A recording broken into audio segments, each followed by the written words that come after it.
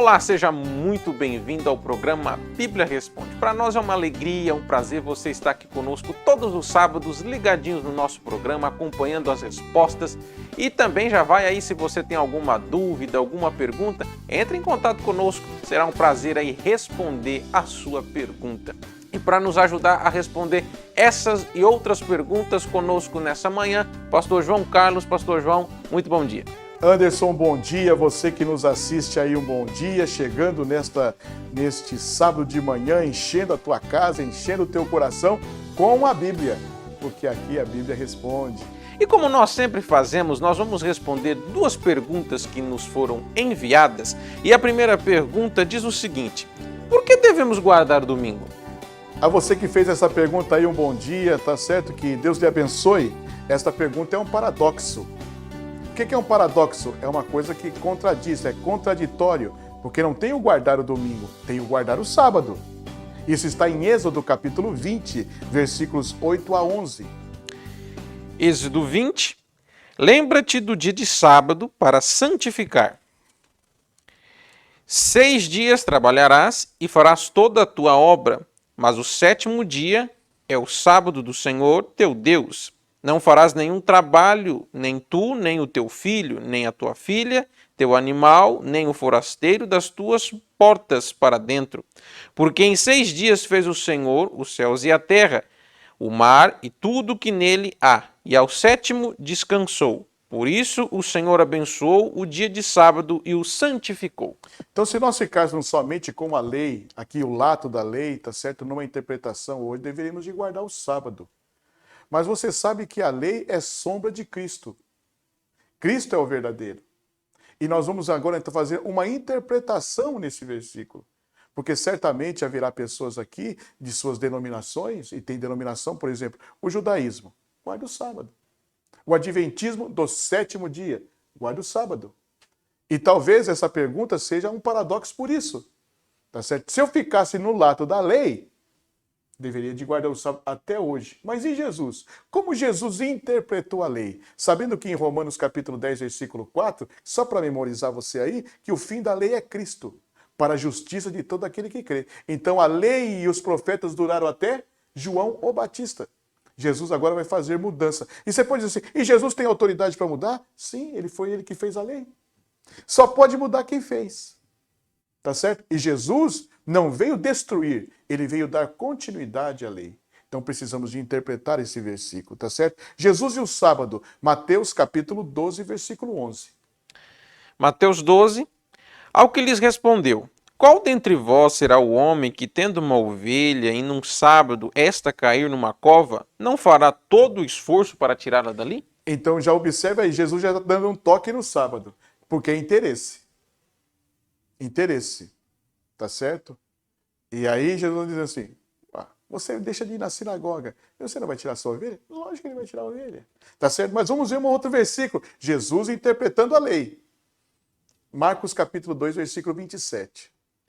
Diz assim, e acrescentou, o sábado foi estabelecido por causa do homem, e não o homem por causa do sábado. É claro, no 7º dia Deus descansou e diz assim, você também vai descansar nesse dia. Quer dizer, em favor do homem.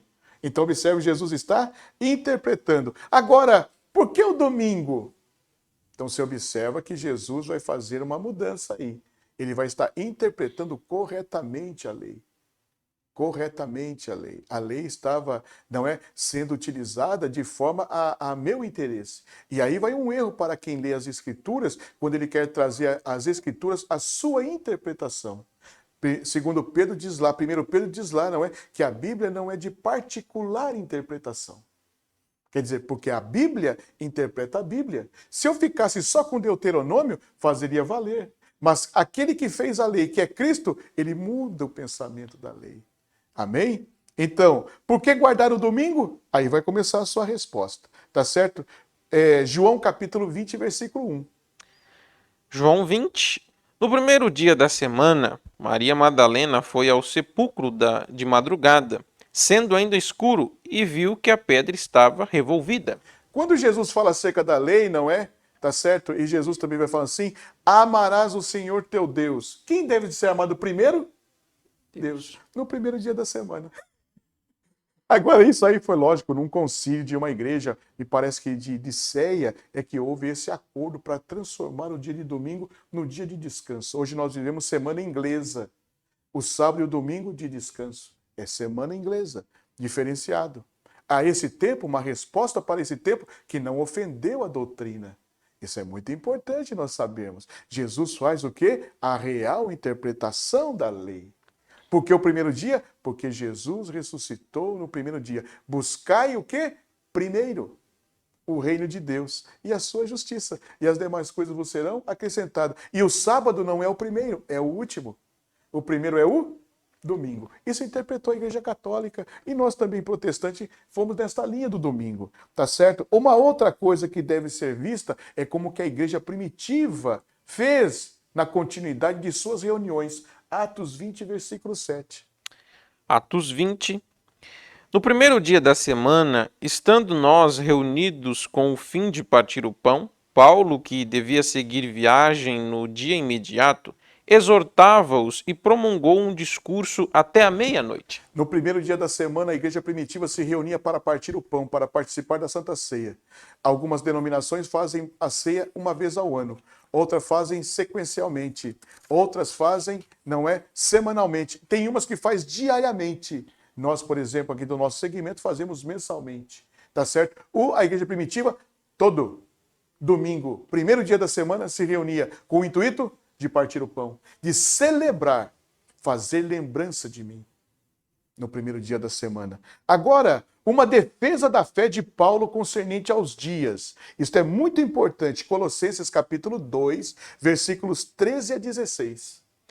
Diz assim: E a vós outros que estáveis mortos pela vossa transgressões e pela incircuncisão da vossa carne, vos deu vida juntamente com ele, perdoando todos os nossos delitos, tendo cancelado o escrito de dívida que era contra nós, e que constava de ordenanças, o qual nos era prejudicial. Removeu-o inteiramente, escravando-o na cruz, e despojando os principados e as potestades, publicamente os expôs ao desprezo, triunfando deles na cruz. Ninguém, pois, vos julgue por causa de comida e bebida, ou de dia, ou de festa, ou lua nova, ou sábados. Então Paulo está fazendo uma interpretação para defender a fé. Porque havia duas coisas aí na igreja de Colossos. Primeiro, o judaísmo, circuncisão e sábado. E Paulo diz assim, não. E havia a questão do gnosticismo, a filosofia entrando dentro do cristianismo. Lua nova, dia de festa, também não. Então, qual é o dia? 1 Pedro, capítulo 1, versículos 15 e 16. Pelo contrário, segundo é santo aquele que vos chamou, tornai-vos santo também vós mesmo em todo o vosso procedimento, porque está escrito, sede santos, porque eu sou santo. Qual o dia? Nem domingo, nem sábado. Sede santo em toda a vossa maneira de viver. Segunda, terça, quarta, quinta, sexta, sábado, domingo. Segunda, terça, quarta, quinta, sexta, sábado, domingo. A você que nos fez essa pergunta, Deus te abençoe. Esperamos muito mais. E nós vamos para a nossa última pergunta do nosso programa. E nos diz assim, o que é unção? Esta é uma pergunta muito importante e interessante para os dias de hoje, porque muitas denominações surgiram e essas denominações têm interpretado as Escrituras a seu bel prazer. Existem regras para interpretar a Escritura e a unção se tornou banalizada. Hoje, por exemplo, tem denominação que se você comprar um veículo zero, você leva lá e o ministro vai lá e unge com óleo. Qual é a realidade disso? Então essa pergunta é uma pergunta que precisa ser interpretada segundo a Bíblia.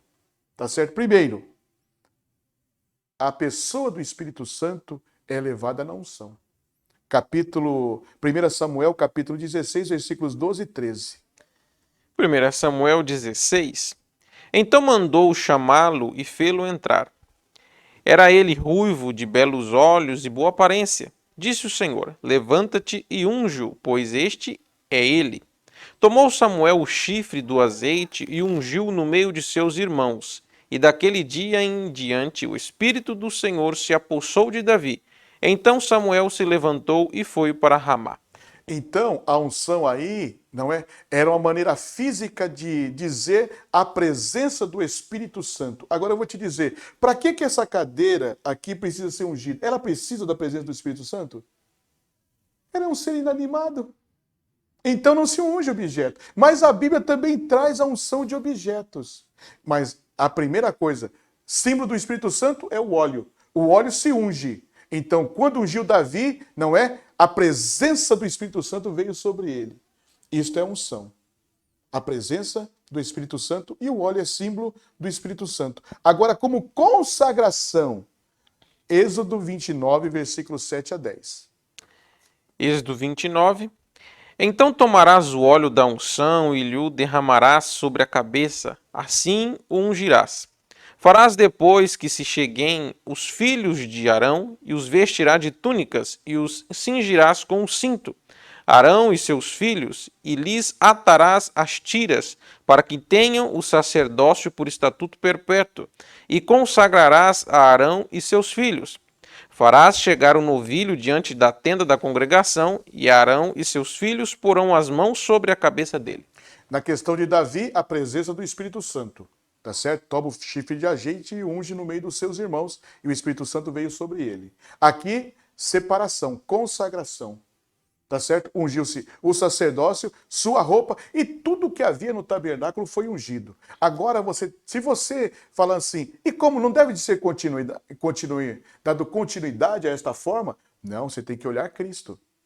Porque o fim da lei é Cristo. Como Cristo fez? Cristo é o nosso paradigma. Cristo é o nosso modelo. E aí que nós temos que ver. Amém? Tudo isso daqui é sombra. Teve o seu valor num tempo. Hoje é Cristo. Amém? Vamos lá? Lucas capítulo 4, versículo 18. Diz assim: O Espírito do Senhor está sobre mim, pelo que me ungiu para evangelizar os pobres, enviou-me para proclamar libertação aos cativos e restauração da vista aos cegos, para pôr em liberdade os oprimidos. Soma com isso aí Mateus 3,16 para compreender: o Espírito do Senhor está sobre mim. Batizando Jesus, saiu logo da água, e eis que lhe abriram os céus, e viu o Espírito de Deus descendo como pomba vindo sobre ele. Então não teve unção de óleo. Foi a presença do Espírito Santo. Houve uma pomba como símbolo do Espírito Santo. Então, Jesus não foi lambrecado. Não. Então observe que já houve mudança. Ele diz assim: e o Espírito Santo me ungiu. Como ungiu? Com a sua presença. Então, no ministério terreno de Jesus, quando Jesus se encarna, o seu ministério é uma ação do Espírito Santo na vida dele. Ele precisou do Espírito Santo. Por isso que ele dizia: o Espírito Santo me ungiu. Quer dizer, me capacitou na questão física que hoje eu estou, para fazer a obra de Deus. Isso é interpretação. Então você notou aqui que a presença do Espírito Santo, não é? É que era a unção de Jesus. Jesus não foi lambrecado com óleo. Agora, existem 8 tipos de unção. Então eu já compreendi que o que é unção? Primeiro, a presença do Espírito Santo. Segundo, é um ato de consagração. No ato da consagração, qual que é? É uma sombra. Jesus é o verdadeiro. Tá ok? Teve seu valor para aquele tempo. Hoje já não é o nosso modelo. O nosso modelo é Cristo. Ele é o nosso paradigma. É ele quem devemos de observar e como ele fez. E ele diz assim: o Espírito Santo me ungiu. Ungiu lambrecando? Não, ungiu com a sua presença. Tá certo? Agora também existe outro tipo de unção, mas isso já é uma questão cultural. Marcos capítulo 14, versículos 3 e depois o versículo 8. Estando ele em Betânia, reclinando à mesa em casa de Simão, o leproso, veio uma mulher trazendo um vaso de alabastro, com um preciosíssimo perfume de nardo puro, e quebrando o alabastro, derramou o bálsamo sobre a cabeça de Jesus. Versículo 8. Ela fez o que pôde, antecipou-se a ungir-me para a sepultura. Então você observou? Esse era um trabalho, era um banho, não é? Aromático, que se dava ao corpo do morto, para ele ser enterrado. As mulheres não puderam fazer isso com Jesus, tá certo? E Jesus já estava sendo preparado para a sua morte. Um tipo de unção, tá certo? Você pode ver que no primeiro dia da semana, Maria Madalena, junto com as mulheres, foram lá no sepulcro levando o quê? O unguento, o óleo, para ungir aquilo que não foi feito no dia anterior, porque já não tinha mais tempo. Sábado não se pode fazer nada. Então, no primeiro dia da semana foi para fazer aquilo que deveria ser feito antes do sábado. Então, observe, não é a unção aí, é uma questão cultural. Não tem nada a ver, tá certo? Hoje tem as suas maneiras e cada povo tem a sua maneira de fazer a sua questão de sepultamento, tá certo? Agora, uma outra coisa que nós temos que olhar para o Novo Testamento, sabendo que aquilo do Antigo Testamento é simplesmente a sombra e Jesus é o verdadeiro, Paulo também vai dar uma importante lição à igreja. Em Tiago vai dar uma importante lição à igreja. Tiago capítulo 5, versículo 14. Tiago 5. Está alguém entre vós doente? Chama os presbíteros da igreja, e estes façam oração sobre ele, ungindo com óleo em nome do Senhor. A oração da fé curará o doente. Então é simplesmente um sinal. Talvez não é algo físico que a pessoa precise para reacionar. Porque o que vai fazer a obra é a fé e não a unção. A unção é um sinal e dado ao presbítero. E outra coisa, não se unge qualquer um. Porque se você chamou o presbítero é porque você tem consciência do que é o presbítero e desta pessoa e o seu ministério na igreja. Então, não se unge qualquer coisa e não se unge qualquer um. Se chama o presbítero é porque você sabe quem ele é e o que ele faz. Amém? No corpo que é a igreja. Agora, o que Jesus ordenou? Marcos capítulo 16, versículo 18.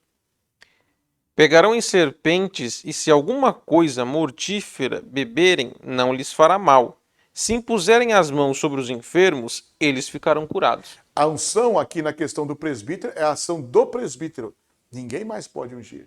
Então é a unção do ministério, o evangelista, o pastor, tá certo? Que foi comissionado para isso, unge.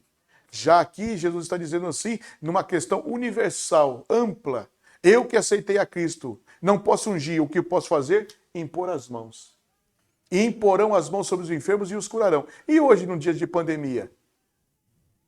Não posso impor as mãos. Como que faço? Orar. A pessoa fica uma certa distância de mim, eu com a minha máscara no rosto, levanto as minhas mãos para os céus e intercedo, apresento aquela pessoa diante de Deus. Isso também é uma coisa muito interessante para o uso do ministério.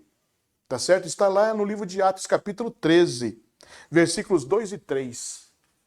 E servindo eles ao Senhor e jejuando, disse o Espírito Santo: Separai-me agora Barnabé e a Saulo para a obra que os tenho chamado. Então, jejuando e orando, impondo sobre ele as mãos, os despediram. Você viu que lá na questão de Davi, Samuel ungiu. E na questão de Paulo e de Barnabé, de Barnabé e de Paulo, que foi enviado para uma obra missionária, por que não se ungiu? Então a Bíblia precisa ser interpretada. Tá certo? Qual o valor de ungir coisas? Jesus ungiu? Jesus foi lá, brecou os olhos de um camarada com barro. Agora, óleo não. Então Jesus é o nosso modelo. Eu sei que de vez em quando isso, irmão Anderson, nessa resposta da Bíblia responde, parece que aflige a pessoa. Mas é a verdade, é a Bíblia. Bíblia interpreta Bíblia. Teve o seu valor a consagração para a separação com unção naquele tempo, feito por Moisés. E Jesus? Nem foi ungido, não é? No sentido literal, lambrecado com óleo. A presença do Espírito Santo estava com ele. Como ele foi ungido? Para a sua morte. Questão cultural. Tiago vai dizer agora, a função do presbítero para com a igreja. Chame-o. Ele vai orar e vai ungir. E a oração da fé curará o doente. O que Jesus mandou fazer de modo generalizado, aquele que crê, imporão as mãos sobre os enfermos e os curarão. Dia de pandemia, não impõe as mãos, ore de longe. E agora, na questão ministerial do exercício da igreja em Antioquia da Síria, não ungiu os discípulos, não é? Não ungiu a Barnabé e a Paulo, impôs as mãos e os despediu. Que Deus em Cristo Jesus nos abençoe e vamos interpretar bem as Escrituras. Amém? A Bíblia continua respondendo. E nós estamos chegando no final do nosso programa. Se você tem alguma dúvida, alguma pergunta, entre em contato conosco. Está aparecendo aí na sua tela. Faça a sua pergunta, tire as suas dúvidas, porque aqui você pergunta e a Bíblia responde. Deus abençoe. Um forte abraço.